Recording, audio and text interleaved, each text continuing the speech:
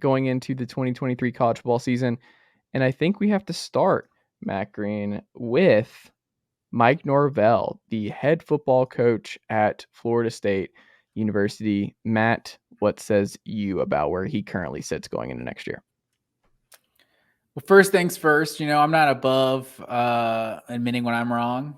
And I called for Mike Norvell's job last year. I said he was going to be the guy who lost his job after a third subpar season at Florida State, but that was not the case. So he is definitely trending cooler right now. I'm putting it at a 6 still because 10-3, it was a great season, but I don't forget 3 and I can almost forget 3 and 6 COVID year and first season, but 5-7 in 2021, still not good. 10-3, we're going the right direction, but like we haven't won the ACC Atlantic, I believe, is the conference, the division they're in. Doesn't matter. It's ending. It doesn't matter. They never have won the division. They haven't played for a conference title since he's been there. They haven't played for it since 2014, I don't think.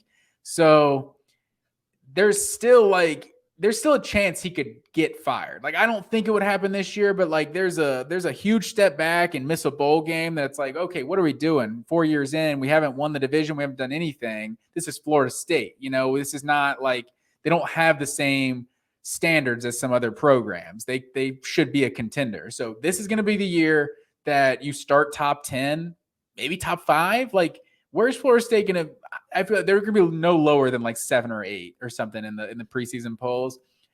If you go 6-6 with this team this season, that's the type of thing that he could get fired. So I don't think there's a 0% chance of getting fired. That's why I got to put it a little bit up there, but I think they're trending in the right direction. So I think it's getting cooler.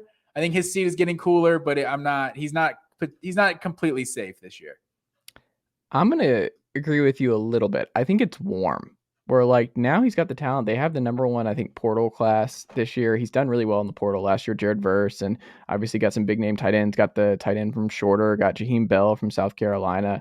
It's a big year for Jordan Travis too, right? Like he was quietly one of the best quarterbacks in the country. He's like top 3, top 5 he's a Heisman finalist, right? Or something. Yeah, he's going to be a Heisman finalist. Or preseason favorite. I don't know if he's going to be a finalist.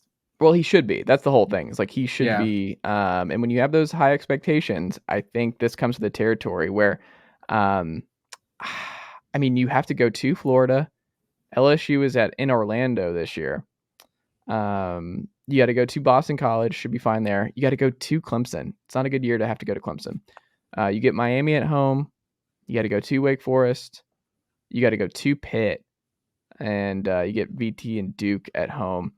I don't know. I think hot seat is like, if they're 6-6, I think Norvell's probably out. Like, I think that's probably, there's expectations now where you've moved on, and they ended it on how many game win streak did they have? Did Florida State ended on? Do you remember? I don't know off the top of my head.